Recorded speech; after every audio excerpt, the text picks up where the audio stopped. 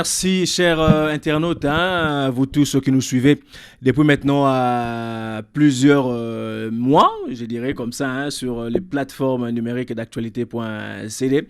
C'est déjà votre rendez-vous habituel que vous avez déjà pris l'habitude de suivre avec nous le sport débrief pour ce nouveau numéro. Plusieurs sujets vont faire partie de ce nouveau numéro. On parlera basketball, volleyball, boxe, cyclisme et bien entendu, football avec les éliminatoires de la Coupe du Monde Qatar 2022 où on reviendra bien entendu sur les deux premières journées des Léopards dans cette compétition et on va projeter bien entendu la prochaine journée qui arrive ou les prochaines journées, il y en aura deux qui arrivent pour le mois d'octobre. Plein de sujets en tout cas, avec beaucoup d'enseignements que nous allons tenter de tirer, toujours dans l'espoir d'un devenir meilleur du sport en République démocratique du Congo. On va revenir juste après ce carton pour l'entame de cette émission.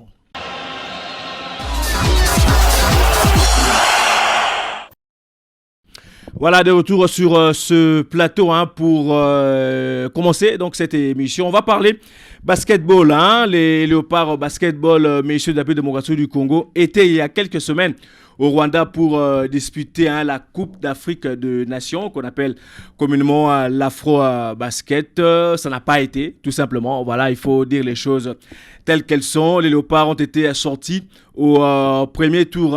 Ils ont perdu un premier match face au Rwanda, gagné le deuxième face au Cap-Vert et perdu contre les Angolais alors qu'il fallait absolument battre les Angolais. Il y avait de la place pour avoir justement ce deuxième succès qui leur aurait permis justement d'accéder en quart de finale. En tout cas, franchement parlant, ce n'était pas une équipe de la République démocratique du Congo très reluisante, malgré les moyens qui sont venus en retard, disons-le comme ça, qui n'ont pas permis justement à cette équipe nationale de se préparer, on va dire, dans des conditions plus ou moins optimales. Et puis, avec quelques problèmes internes, Mike Kabongo, un des meneurs de jeu de cette sélection, est parti justement en plein rassemblement, alors que l'équipe était encore en Tunisie pour la préparation, ce qui fait que l'équipe n'avait qu'un seul meneur de jeu, Maxi Munanga Chamba. Donc, c'était très compliqué pour Mathias Ekhoff, l'entraîneur norvégien de cette équipe nationale de la République démocratique du Congo, on va dire de faire des turnovers, des changements qui leur permis justement de bien gérer l'ensemble des trois premières rencontres de cette compétition. Malheureusement pour les Léopards, ça ne sera pas la qualification pour les quarts de finale, la deuxième qualification pour les quarts de finale. Et elles attendront, en tout cas dans 2 ans, mais déjà au mois de novembre, ils commenceront les éliminatoires de la Coupe du Monde qui se disputera simultanément dans 2 pays, au Japon et en Philippines. Et puis là, on verra si les moyens viendront à temps justement pour préparer cette équipe nationale pour aller justement chercher une qualification. Ça sera pour la toute première fois si, en tout cas, ces éliminatoires se passent correctement. Les Léopards vont peut-être se qualifier pour la Coupe du Monde. Ça sera donc, je le disais, au Japon et en Philippines. On va passer au deuxième sujet, mais ça sera juste après ce carton.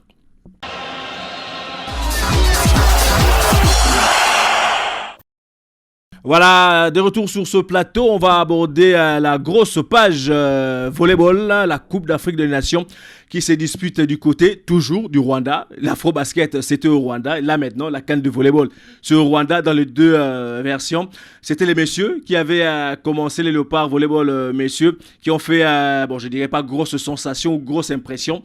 Et ils se sont quand même qualifiés pour les quarts de finale. Deuxième qualification pour le quart de finale, mais malheureusement, ils se sont croisés face aux champions en titre, les Tunisiens, qui vont disputer la finale face au Cameroun. C'était déjà le cas il y a 2 ans dans cette compétition. Les Léopards qui disputent un match pour qui sont en train de disputer les matchs de classement entre la 5e et la 8e place. Espérons qu'ils vont prendre l'une de ces places pour ces classements, on va dire, en ordre utile, qui fera en sorte de leur donner des points, hein, justement, pour maintenir leur rang en tant qu'un des pays là où le volleyball se pratique avec beaucoup d'aisance. Mais on doit quand même se le dire, hein, cette sélection, ou les deux sélections, parce que les filles sont en train de jouer également, ces deux sélections n'ont pas bénéficié d'un seul rond de la part du gouvernement de la République. On doit le dire. Voilà.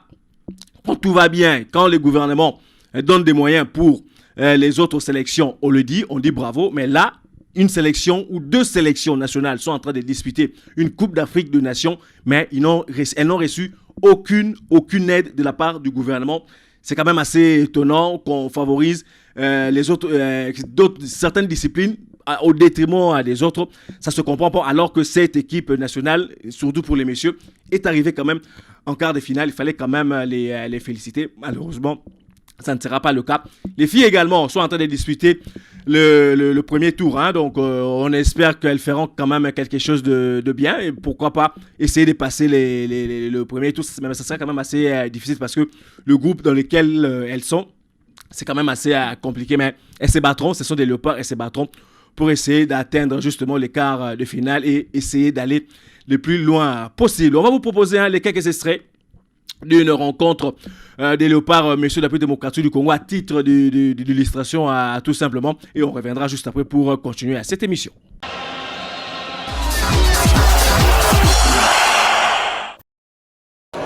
Mais moi, je pense que l'objectif a été atteint depuis la phase de poule, parce que l'objectif qui a été assigné était le passage au premier tour.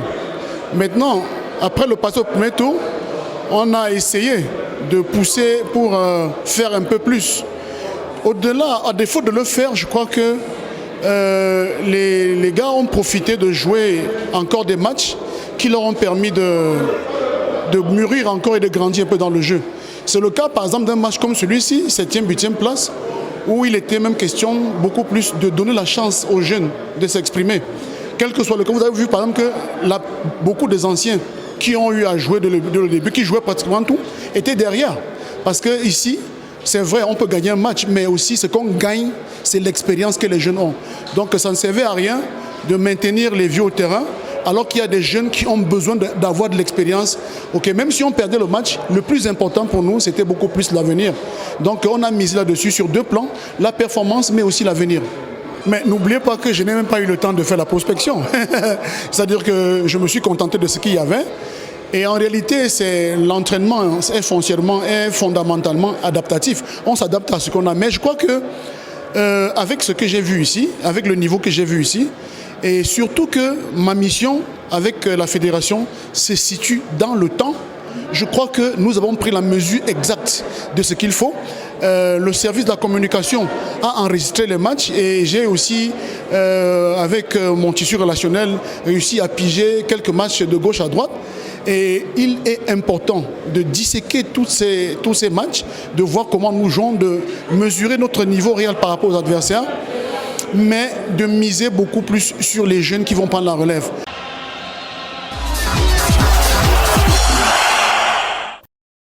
Voilà, vous avez donc suivi un extrait d'une rencontre des matchs des Léopards de la République démocratique du Congo et quelques interviews, bien évidemment. Là, on remercie les services de communication de la Fédération de volleyball du Congo. Là, on voit Dieudonné Mukendi et Zizou et là-bas qui sont sur place justement à Kigali et qui nous proposent ces images. Donc, merci à eux et on espère qu'ils vont nous revenir ici avec quand même assez de bons résultats. On va parler cyclisme où la Fédération congolaise de cyclisme a organisé pour la toute première fois de son histoire la Coupe du Congo de cyclisme pour les dames. Voilà, c'était quand même assez important que nous puissions en parler, parce que c'était une première, ça ne s'est jamais fait que la République démocratique du Congo ou la Fédération de cyclisme du Congo puisse organiser, on va dire, un championnat national de cyclisme pour les dames. La compétition s'est tenue ici à Kinshasa, quoi de plus normal, c'est la première édition. On va dire plusieurs provinces sont venues justement participer à ce tournoi et c'est en prévision justement de du Tour cycliste international féminin qui aura lieu du côté du Burundi dans quelques semaines que cette compétition ici sur le plan national a été organisée. On va vous proposer justement les quelques extraits également de cette course et puis la remise de trophée, on reviendra juste après.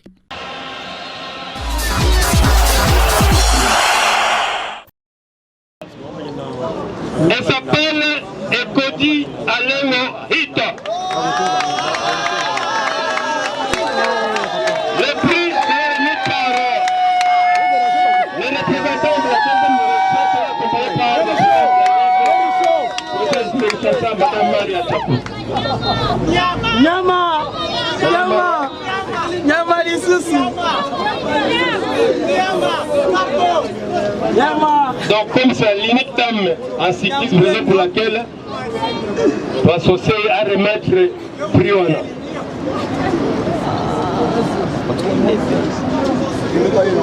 Voilà. Donc Mamoko, félicitations, Mababa Makasi s'il vous plaît. Donnez le Koyate, à Kinshasa. Félicitations. Mababa Makasi s'il vous plaît. Alors, nous demandons à tous les invités pour une photo. Madame la représentante du ministre. Oui. Une photo d'ensemble.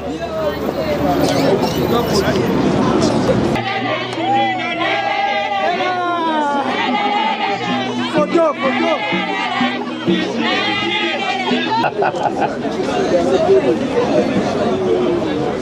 Photo.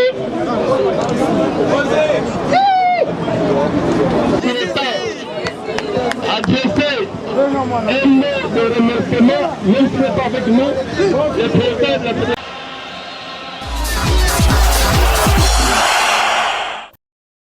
Voilà, des retours sur ce plateau. On va aborder, on va dire, la grosse page football. On commence d'abord par la Ligue nationale de football avec toujours ces reports intempestifs du tournoi. Bien que la Ligue nationale de football tient à ce que a confirmé, on va dire comme ça, l'entame du championnat pour le mercredi 15 septembre. Les clubs sont toujours en train de se plaindre. Sur le plan administratif, tout n'est pas encore prêt, mais le championnat va commencer, voilà, aux dernières nouvelles et on espère vraiment que les autres qui sont encore en retard vont suivre les pas. Les dirigeants des clubs ainsi que la Ligue nationale de football avaient eu une réunion de concertation justement pour trouver un terrain d'entente pour que la Ligue Foot ne soit pas, on va dire, trop exigeante par rapport à ces conditions pour l'entame du championnat. On va vous proposer on va dire le compte rendu justement de cette réunion. Vous allez suivre Guy Mafuta, le secrétaire général de l'association des dirigeants de football du Congo. Justement, c'était au sortir de cette réunion qui nous donne ici de plus amples détails par rapport justement à l'entame de ce championnat.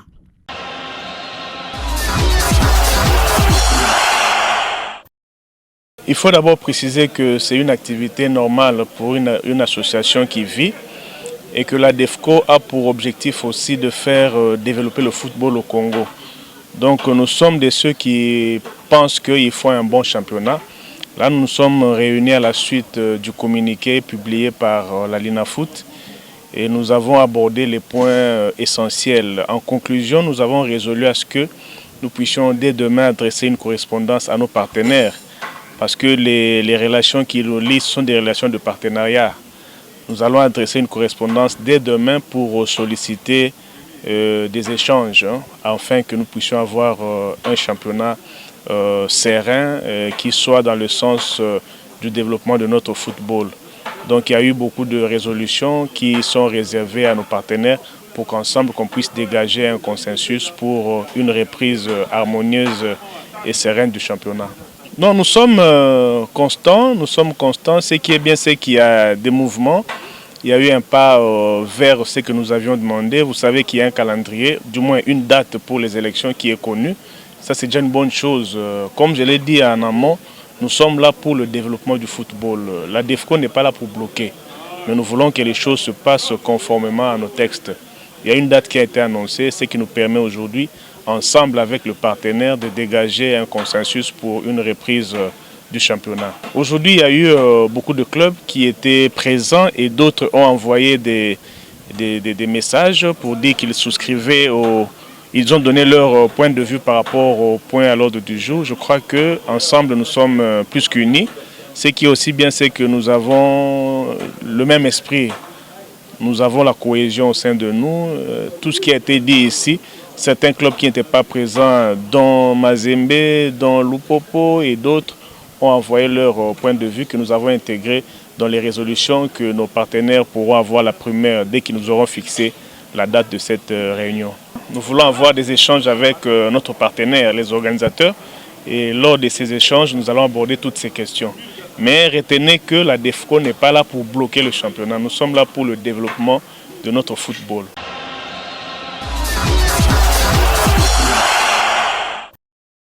Voilà, c'est donc Guy Mafuta Kabongo, président, plutôt secrétaire général de la DEFCO, l'association des dirigeants de football du Congo, qui nous donnait donc les plus amples explications par rapport aux conclusions que les deux parties, et la DEFCO et la Linafoot, se sont entendus justement, on va dire, pour une entame de championnat plus ou moins apaisé. Voilà, on va maintenant entamer la grosse page football du côté des Léopards de la République démocratique du Congo football, qui ont entamé leur campagne pour les éliminatoires de la Coupe du Monde Qatar 2022. Les deux premières journées se sont disputées avec 2 matchs nuls. Les Léopards sont déjà en retard parce que le Bénin et la Tanzanie ont déjà 4 points. Donc voilà, il faut essayer de faire en sorte que lors des 2 prochaines journées face aux Barrières du Madagascar, il faut obligatoirement gagner pour avoir une assurance d'aller chercher ne fût-ce que 4 points encore lors de 2 prochaines journées. Ça va s'enfiler, ça va s'enchaîner ces éliminatoires. Au mois d'octobre, la 3e et la 4e journée vont se disputer. Au mois de novembre, la 5e et la 6e journée vont se disputer, et voilà. Et on aura déjà les 10 qualifiés, en tout cas pour la 2e phase de ces éliminatoires de la Coupe du Monde Qatar 2022. Et là, les Léopards sont en train de traîner les pas. Et il y a quelques heures, le sélectionneur national, l'Argentin Hector Cooper, a publié une liste de 53 joueurs. C'est une présélection, en prélude justement de 2 prochaines journées face aux Barrières du Madagascar. Et là, on retrouve, on va dire, c'est une liste pas tellement surprenante, voilà, avec des figures que nous connaissons déjà. On note quand même l'arrivée de André Boukia, qui intègre justement cette sélection de la République démocratique du Congo. Il y a également Rifi Mandanda, le jeune frère de Steve, qui revient dans cette, ou bien qui intègre parce qu'il était avec les Espoirs. Mais au-delà de ça, il n'y a rien de surprenant. Mais Meshak Elia est toujours là, mais continue de bouder la sélection. On espère vraiment qu'il sera là pour la 3e et la 4e journée. On ne saura pas vous proposer les résumés des 2 premières journées pour la simple raison que nous n'avons pas les droits. Et voilà, on va vous proposer quelques séances d'entraînement et la conférence de presse d'avant-match, de match contre la Tanzanie ici à Lubumbashi. Et on reviendra juste après pour conclure cette émission.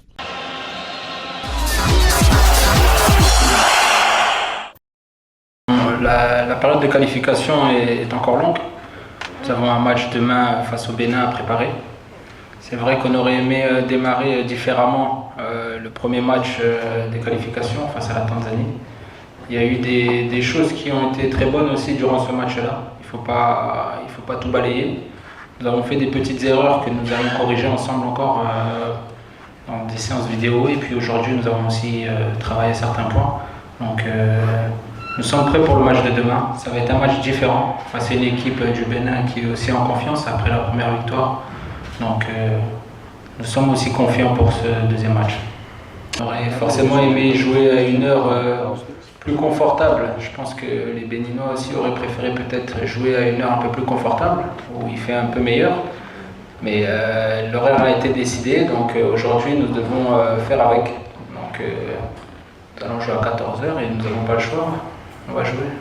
Écoutez, pour avoir analysé l'équipe béninoise, nous avons vu que déjà c'est une équipe qui a su mixer l'expérience et la jeunesse. Et puis il y a pas mal de joueurs qui jouent dans des championnats intéressants. Donc il va falloir être vigilant, c'est des joueurs qui ont de l'expérience. Nous en avons aussi, donc je pense que ça va être une belle confrontation. Aujourd'hui, je pense qu'il y a beaucoup de nations qui nous envient d'avoir des joueurs de talent comme nous avons.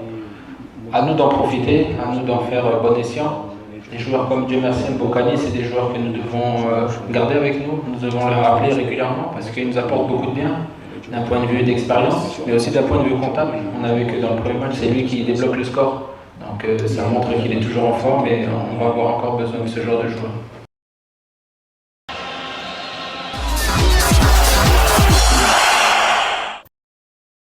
Voilà, de retour sur ce plateau du sport débrief. Vous avez là suivi donc les quelques extraits des conférences de presse et puis des quelques séances d'entraînement des Léopards de la démocratique du Congo. Et là également, on dit merci au service de communication de la Fédération congolaise de football association, notamment Jerry Kalemo et Rigo Moulopo qui nous ont proposé ces images. Voilà, on s'en tiendra à celle-là. C'est donc clair, les Léopards, je le disais tantôt, sont en retard de points. Voilà, s'ils veulent se qualifier pour la deuxième phase de ces éliminatoires, il faut tout faire, mais alors tout faire pour gagner les 2 prochaines journées pour essayer de gérer les 2 autres qui arriveront au mois de novembre avec beaucoup de sérénité. Voilà, on en a fini avec, on va dire, l'essentiel, parce que l'actualité sportive, il y en a toujours énormément, elle est toujours abondante, mais on peut pas, on est limité par le temps malheureusement, et on ne saura pas tout vous dire, mais en tout cas vous avez eu l'essentiel de l'actualité sportive de la semaine en rapport avec presque toutes les disciplines ici au pays qui sont en activité tout simplement. On vous dit merci d'avoir été nombreux à nous suivre sur les différentes plateformes d'actualité.cd. Dites merci également à Olivier Mwamba qui a été derrière la caméra et qui a réalisé également cette émission. Quant à nous, nous vous disons merci. Continuez à nous suivre sur nos plateformes numériques. On vous donne rendez-vous pour la prochaine édition. Ça sera dans quelques jours, certainement, après les 2 prochaines journées des éliminatoires des Léopards de la République démocratique du Congo aux éliminatoires de la Coupe du Monde Qatar 2022. Restez fidèles avec nos plateformes numériques et vous ne serez pas déçus. Merci et au revoir.